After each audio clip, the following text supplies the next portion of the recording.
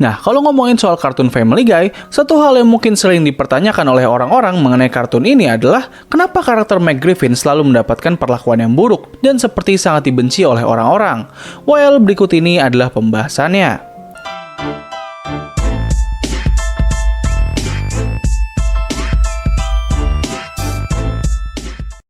Meg Griffin merupakan salah satu anggota keluarga Griffin yang merupakan fokus utama dari serial ini. Meg sendiri merupakan anak tertua dari ketiga bersaudara dan menjadi satu-satunya anak perempuan dari keluarga tersebut. Buat kalian yang sudah pernah menonton atau melihat sedikit cuplikan dari kartun Family Guy, pastinya kalian udah nggak asing dengan trope yang paling sering digunakan oleh kartun ini. Yap, trop tersebut adalah karakter Meg selalu mendapatkan perlakuan yang buruk dari keluarganya. Meg seringkali dikucilkan, direndahkan, bahkan disakiti tanpa alasan yang jelas. Tidak hanya dari keluarganya saja, Meg juga seringkali mendapatkan perlakuan buruk dari orang-orang di sekitarnya. Nah, dengan semua hal buruk yang telah terjadi kepadanya, mungkin beberapa dari kalian termasuk gua sempat bertanya-tanya, kenapa karakter Meg selalu mendapatkan perlakuan ini? Apakah terdapat suatu rahasia yang membuat Meg menjadi seperti ini? Atau memang pada dasarnya, karakter Meg memang diciptakan menjadi seperti ini? Am I ugly? Yeah, where'd you get a stupid idea like that? Craig Hoffman. Craig Hoffman said that? Well, he's a sharp kid. You might be ugly. Well, sebenarnya pertanyaan ini tidak memiliki jawaban yang pasti, karena kreator dari kartun Family Guy, yaitu Seth MacFarlane, tidak pernah memberikan klarifikasi atau penjelasan kenapa Meg selalu mendapatkan perlakuan yang buruk. Jadi, jawaban yang bakal gue sebutkan berikut ini merupakan kumpulan dari jawaban-jawaban yang ada di internet. Semua ini hanya spekulasi saja dan kebanyakan memberikan jawaban yang cukup valid, namun tidak bisa menjadi kebenaran yang mutlak. Nah, menurut website Screen Rant, terdapat beberapa asumsi yang menjelaskan kenapa Meg suka mendapatkan perlakuan buruk. Alasan pertama yang cukup sering dipercaya oleh para fans, terutama para fans OG dari kartun ini adalah karena Meg bukanlah anak kandungnya Peter. Nah, asumsi ini dapat muncul karena dalam episode yang berjudul Screw the Pooch, Brian sedang menjalani persidangan di mana ia menunjukkan seberapa besar pengetahuannya mengenai keluarga Griffin, di mana ia menunjukkan hal tersebut dengan menyelesaikan kata-kata yang dikeluarkan oleh Peter, mulai dari rasa es krim favoritnya Chris, buku pengantar tidur kesukaannya Stewie, dan nama ayah kandungnya Meg yang bernama Stan Thompson. Chris's favorite ice cream is Chocolate chip. and Stewie's favorite bedtime story is Good night, Moon. and Meg's real father's name is Stan Thompson. Nah, sejak episode itu, nama Stan Thompson sering dijadikan bahan lelucon. Tidak hanya itu saja, terdapat beberapa episode yang juga menggunakan jokes mengenai Meg bukanlah anak kandungnya Peter. Nah, alasan yang kedua adalah karena karakter Meg merupakan satu-satunya karakter dari kartun Family Guy yang telah memiliki banyak voice actor. Mungkin banyak dari fans Family Guy saat ini mengira kalau karakter Meg hanya disuarakan oleh aktris yang bernama Mila Kunis saja. Yang padahal, karakter Meg telah mengalami pergantian voice actor yang cukup banyak. Pada saat awal pembuatannya, karakter ini sempat disuarakan oleh saudarinya Seth MacFarlane yang bernama Rachel MacFarlane. Lalu pada saat Project Family Guy akan dijadikan serial kartun, aktris Chris Summer ditunjuk untuk mengambil peran ini. Namun dikarenakan Seth MacFarlane tidak setuju dengan keputusan bahwa aktor African American akan menyuarakan karakter Meg, ia pun membatalkan keputusan tersebut, yang mana itu merupakan keputusan yang sangat bagus, karena kalau andaikan karakter Meg disuarakan oleh aktor tersebut, ya mungkin bakal menjadi cukup kontroversial sih. Dan pada akhirnya karakter Meg disuarakan oleh aktris yang bernama Lacey Kerbert. Tapi sayangnya peran Lacey sebagai penyuara dari kartun Family Guy hanya sampai pada season keduanya saja. Setelah itu karakter Meg disuarakan oleh aktor yang terus menyuarakannya sampai saat ini, yaitu Mila Kunis. Nah, fakta menariknya, karakter ini sempat ingin disuarakan oleh dua aktris lain, yaitu Debbie Derryberry dan sang legenda voice actor, yaitu Tara Strong.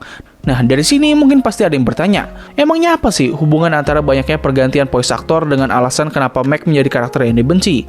Well, itu dikarenakan ada beberapa orang yang percaya bahwa sejak aktris Lacey Kerbert keluar dari Family Guy, karakter Meg menjadi karakter yang selalu mendapatkan bulian. Mereka percaya bahwa alasan keluarnya Kelly dari Project Family Guy membuat para staf dari kartun ini menjadi sangat benci dengan karakter Meg, dan akhirnya karakter ini selalu dijadikan bahan punching bag. Ya, memang sebenarnya teori ini terdengar sangat sangat konyol dan kemungkinan ini bisa terjadi sangatlah kecil. Gue sengaja memasukkan asumsi aneh ini karena menurut gue ini cukup unik aja sih.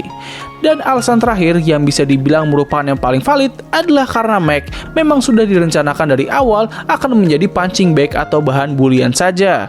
Nah, menurut website Screen Rant, mereka percaya bahwa karakter Meg ini merupakan gambaran dari gadis remaja yang selalu mendapatkan ketidakadilan.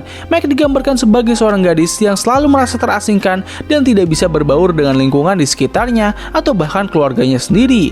Ia selalu dianggap remeh, direndahkan, dan bahkan suka tidak dianggap keberadaannya. Penggambaran ini ditunjukkan agar para penonton bisa merasa relate dengan karakter ini. Memang kalau misalnya kita melihat alasan ini saja, kita pasti bakal berpikir bahwa Meg merupakan karakter yang paling bagus karena sangat menggambarkan realita dari seorang gadis remaja.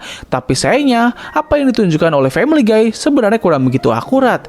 Memang penggambaran ini sangat terlihat pada awal-awal season kartun Family Guy, di mana karakter Meg digambarkan sebagai seorang gadis remaja yang berusaha mendapatkan validasi dan pengakuan dari orang-orang di sekitarnya. Tapi itu semua berubah sejak Family Guy mulai masuk ke era kepopulerannya, di mana Meg yang awalnya merupakan gadis insecure yang selalu mendapatkan perlakuan yang tidak adil, kini menjadi seorang gadis yang selalu mendapatkan perlakuan buruk dari orang-orang di sekitarnya. Megan Lowriders.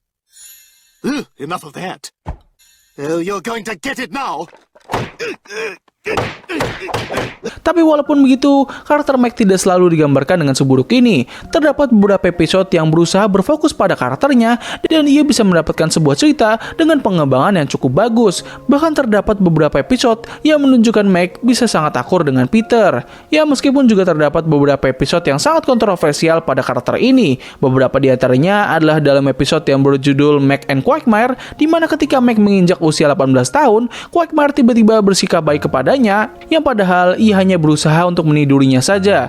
Dan yang paling ikonik adalah dalam episode yang berjudul Seahorse Seashell Party, di mana dalam episode tersebut Meg sudah merasa muak dengan perlakuan buruk dari keluarganya dan ia berusaha untuk melawan balik. Tapi pada akhirnya ia malah tidak mengalami perubahan sama sekali dan tetap menjadi bottom of the joke. Gue pribadi mungkin masih bisa menerima keputusan mereka dalam membuat karakter Meg sebagai karakter punching bag saja. Tapi ketika mereka membuat suatu episode yang niat awalnya seperti berusaha membuat karakter Meg menjadi lebih baik, namun di akhir ia malah tidak mengalami perubahan sama sekali. Nggak heran kenapa episode ini sering disebut sebagai episode terburuk yang ada di kartun Family Guy. None of you have done anything wrong. I took all my problems out on you guys, and that wasn't fair. Ya, meskipun selama ini kita melihat karakter Meg selalu menderita, namun dari berbagai sumber yang gue temukan, banyak orang mengatakan bahwa dalam episode-episode terbaru dari kartun ini, karakter Meg sudah mendapatkan treatment yang lebih baik. Baik episode yang lebih berfokus kepadanya, dan karakternya juga semakin diperdalam. Gue pribadi masih belum bisa mengkonfirmasi apakah pernyataan ini benar atau tidak, soalnya gue udah gak nonton kartun Family Guy sejak season 12 ataupun 13. Jadi ya, mungkin itu saja sih yang bisa gue bahas pada video kali ini. Tulis pendapat kalian mengenai topik pada video ini di kolom komentar di bawah. Jadi mungkin cukup sekian dari video gue kali ini. Terima kasih atas waktu yang telah kalian luangkan untuk menonton video gue. Gue undur diri, sampai ketemu lagi di video selanjutnya. Bye!